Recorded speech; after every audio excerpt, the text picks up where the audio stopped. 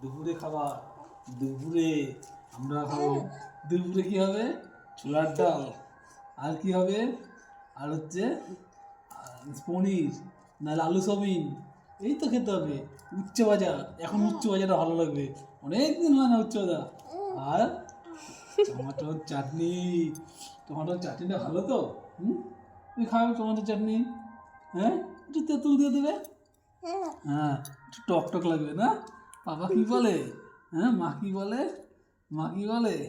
মা তোমাকে এরকম বলে দিলাবে আর খাওয়াবে। তাহলে আমাদের ওই কালকে মেনু হয়ে গেল, ঠিক আছে?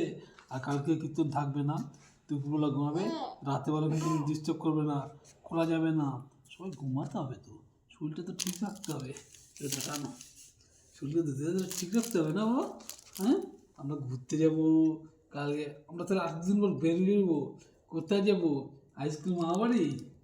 মামাবাড়ি? সুমন মামা যেতে বলেছে তোমাকে? সুমন মামা ফোন করেনি তোমাকে?